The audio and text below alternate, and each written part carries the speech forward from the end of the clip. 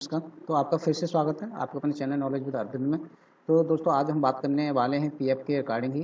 तो आज बात करने वाले हैं कि दोस्तों आपने क्या कभी ये सोचा है कि जब भी हम नौकरी बदलते हैं तो हमारे ईपीएफ अकाउंट का क्या करना चाहिए? जैसे कि हमको उसको विथड्रॉ कर लेना चाहिए या ट्रांसफ़र करना चाहिए। तो ये कभी सोचा है कि इसमें ये हम नहीं सोचते, लेकिन इसमें क्या बेनिफिट है, क्या लॉस है, इसके बारे में हमको नहीं पता होता। क्योंकि हम अधिकतर क्या करते हैं, हमको थोड़ी सी ज़रूरत पड़ गई पैसे की, तो हम क्या करते हैं कि उसको ना पैसे को निकाल लेते हैं। तो ये डीपली सोचा नहीं होगा। तो आज मैं आपको पूरी सच्चाई बताऊंगा कि कौन सा ऑप्शन आपके लिए सही है और क्यों है, ठीक है ना। तो ये डिटेल स्टेप बाय स्टेप मैं आपको बताऊंगा डिटेल में। तो चलिए दोस्तों, तो सबसे पहले क्योंकि दोस्तों आपको पता है इंडिया में लाखों लोग हर साल नौकरी बदलते हैं, और इसी में सबसे बड़ा सवाल यही आता है कि भाई मेरा पीएफ बैलेंस का क्या करूँ, विड्रॉ कर लूँ तो हाथ में पैसा आ जाएगा, ट्रांसफ़र करूँ तो फ्यूचर सिक्योर रहेगा, करूँ तो करूँ क्या। तो इसमें कन्फ्यूजन रहते हैं। तो आज मैं इसी टॉपिक पर वीडियो लेकर आया हूँ कि इसका सॉल्यूशन क्या है, क्या सही। तो दोस्तों इसमें क्या रहेगा कि अगर आप पीएफ का पैसा निकाल सकते हो, अगर आप बेरोजगार हो, 2 महीने से ज़्यादा हो गया और आपको जॉब नहीं मिली है और आपको पैसे की ज़रूरत है, तो आप निकाल सकते हो, ठीक है ना। तो आपके लिए है, आप पैसा अपना निकाल सकते हो, या आपको जल्दी ही शॉर्ट टर्म में पैसे की ज़रूरत है तो काम आ जाएगा, ठीक है ना। लेकिन इससे लॉस ये भी रहेगा कि अगर आपका ना जब रिटायरमेंट होंगे तो सेविंग आपकी कम हो जाएगी, सेविंग रहेगी नहीं। क्योंकि पीएफ एक ऐसी सेविंग है कि जब तक आप जॉब करते हो वो आपकी रहती है, और उसके बाद में आप उसका यूज कर सकते हो, ठीक है। अगर ये सब 5 साल से कम भी है तो टैक्स भी कट सकता है, ये भी हो सकता है। तो 5 साल से ऊपर है तो आपको इंटरेस्ट भी अच्छा मिल सकता है इसमें, ठीक है। और हर ईयर बाई ईयर आपको इंटरेस्ट इसमें मिलता रहता है, ठीक है ना। तो मैं तो यही कहूँगा, सबसे अच्छा दोस्तों, अगर आपको ज़रूरत पैसे की नहीं है तो ऑप्शन यही है कि आपको ना पैसे को ट्रांसफ़र कर लेना चाहिए। इसमें क्या रहेगा कि आपका पैसा ना लगातार बढ़ता रहेगा, ठीक है, इंटरेस्ट जुड़ता रहेगा, टैक्स फ्री बेनिफिट भी मिलेंगे, और आप पूरा हिस्ट्री एक जगह ही रहेगा, जगह जगह पीएफ का पैसा नहीं होगा। तो उसका क्या होगा, एक जगह ही आ जाएगा, ठीक है ना। तो इसमें फ़ायदा क्या है, बेनिफिट क्या है रखने से, तो सवाल यह भी है। तो आज यही समझाने के लिए मैंने एक एक्सेल शीट बनाई है, तो वहाँ पर आपको मैं समझाता हूँ, ठीक है। तो चलते हैं एक्सेल शीट पर।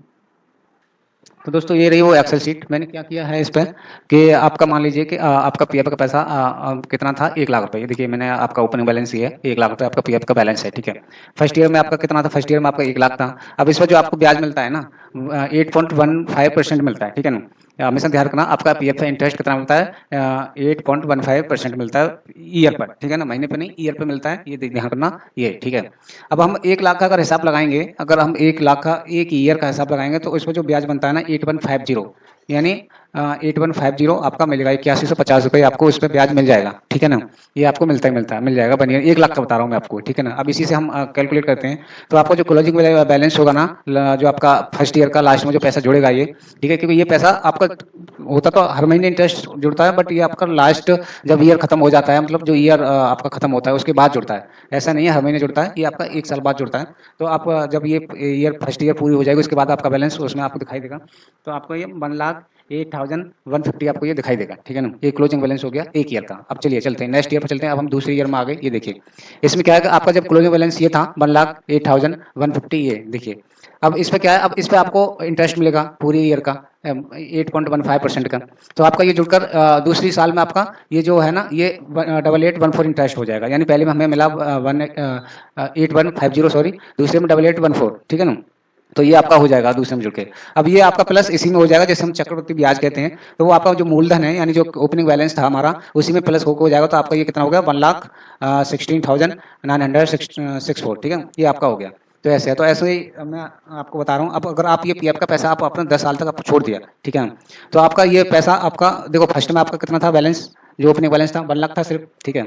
अब यहाँ पर आएंगे 10 साल के लिए आपने उसमें छोड़ दिया, ठीक है, तो आपका ये कितना हो गया, ये देखिए ध्यान से देखिए, ये देखिए 2,02,413, ठीक है। ये 10 साल 1 लाख का, यहाँ पर आपका ओपनिंग बैलेंस कितना हुआ, 2,02,413, ठीक है। अब इसका जो आपको ब्याज मिला, ठीक है ना, अब ऐसा नहीं है कि इंटरेस्ट आपको 10 साल तक यही मिले 8.15%, इससे बढ़ेगा ही, कम तो होता नहीं है। तो हो सकता है बीच में बढ़ गया तो और बेनिफिट हो जाएगा। बाकी मैं इसी से हिसाब लगाया, तो आप कितने पे पहुंचे, 16,496, सॉरी 16,496, ठीक है ना। ये आपका बन गया 2,02,413 का ब्याज बना आपका 16,000, ये ठीक है 496, ठीक है, ये बन गया। और आप 10 साल बाद अगर आप टोटल देखेंगे तो 2,18,909 रुपये है, ठीक है ना, यानी 2,18,909, ये आपका 10 साल बाद पैसा बना, ठीक है। अब देखिए, अब आपको कितना बेनिफिट मिला है। आपने ये फर्स्ट ईयर में छोड़ा, उसके बाद 10 ईयर तक आपने सही पढ़ा रहने दिया, तो आपका कितना हो गया, 2 गुना हो गया, 2 गुने से भी ज़्यादा हो गया।